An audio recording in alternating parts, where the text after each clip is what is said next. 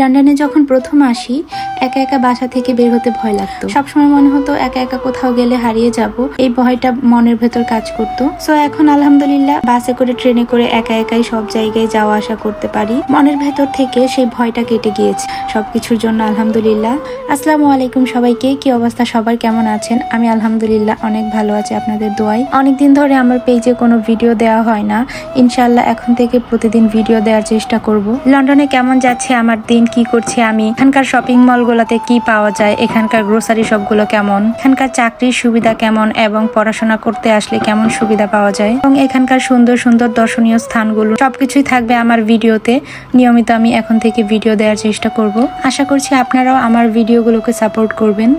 তো আজকে আমি এসেছিলাম সেন্ট্রাল লন্ডনে একটি কাজে, আর এখন আমি বাসায় যাচ্ছি। তো এই যে অনেক খোঁজাখুঁজি করার পরে স্টেশনে ঢোকার রাস্তা খুঁজে পেলাম।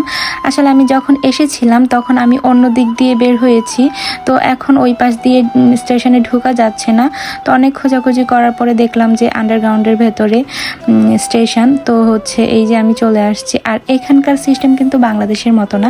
বাংলাদেশে আমরা যেরকম টিকিট কেটে ট্রেনে যাতায়াত করি এবং বাসে যাতায়াত করার জন্য আমরা টাকা ইউজ করি, এখানে কিন্তু বাসে বলেন ট্রেনে বলেন সব জায়গায় কিন্তু কার্ড ইউজ করতে হয়।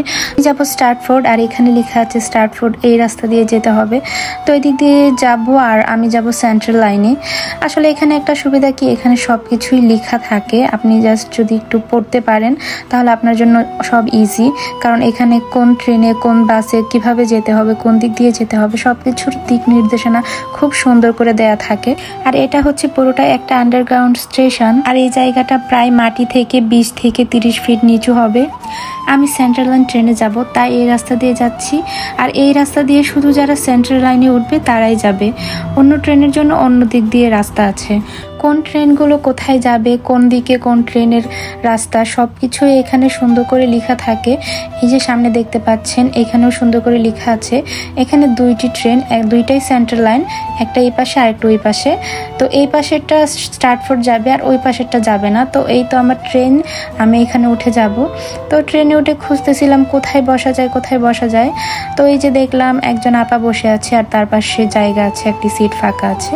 তো আমি এখানে সুন্দর করে বসে গেলাম। ইউকেতে ট্রেনের সুবিধা খুবই ভালো। এই যে দেখতে পাচ্ছেন উপরেও সুন্দর করে লেখা আছে রোড কোথায় কোথায় যাবে, কোন কোন স্টেশনে থামবে। আর এই যে এখানে আপা সুন্দর করে পড়াশোনা করতেছে। ভাইরে ভাই, ট্রেনে বসেও এত পড়াশোনা মানুষ কিভাবে করে। তো আমি চলে এসেছি স্টার্টফোর্ড, আর ওই যে দেখতে পাচ্ছেন ওই দিকে দেখা যাচ্ছে লাল বাসগুলো, আমি ওখান থেকেই বাসে উঠবো। তো প্রথম যখন ইউকেতে এসেছি তখন আমি আসলে বুঝতে পারতাম না কোন ট্রেনে উঠবো, কোন বাসে উঠবো, কিভাবে যেতে হবে। তো এখন আলহামদুলিল্লাহ সব কিছুই জানি। আর হ্যাঁ, যারা মনে করেন যে ইউরোপ, ইউকে, আমেরিকাতে মানুষ শুধু সবাই বড় লোকরাই থাকে, সবাই অনেক ধনী, তারা ভুল জানেন। এই যে দেখতে পাচ্ছেন স্টেশনের বাইরে কত মানুষ শুয়ে আছে, আসলে ওরা সবাই হোমলেস, ওদের বাড়ি ঘর নেই, কিংবা বাড়িঘর থাকলেও ওরা বাড়ি থেকে বের হয়ে চলে এসেছে, রাস্তায় থাকে। এখন মানুষের থেকে টাকা চেয়ে নেয় এবং মানুষের থেকে খাবার চেয়ে নেয়, এভাবেই ওদের জীবনযাপন। আসলে গরিব ধনী সব দেশে আছে, শুধু ইউরোপ আমেরিকা থাকলেই মানুষ অনেক ধনী, অনেক টাকা পয়সার মালিক, সেটা কিন্তু না। তবে হ্যাঁ, নিরাপত্তার দিক থেকে এইসব দেশ অনেক এগিয়ে আছে এবং যাতায়াতের সুবিধা, থাকার সুবিধা, বসবাসের সুবিধা, এগুলোর দিক থেকে অনেক ভালো। রাস্তাঘাটে ধুলোবালু নেই, জ্যাম অনেক কম। কিন্তু এই দেশগুলো উন্নত কারণ এই দেশগুলোর মানুষ অনেক পরিশ্রমী। দেখতে দেখতে চলে আসলাম আমার বাসার কাছে। ইনশাআল্লাহ নেক্সট ব্লগে আপনাদেরকে আমার বাসা দেখাবো। সবাই ভালো থাকবেন, সুস্থ থাকবেন, আর আমার জন্য দোয়া করবেন। আল্লাহ হাফেজ, আসসালামু আলাইকুম সবাইকে।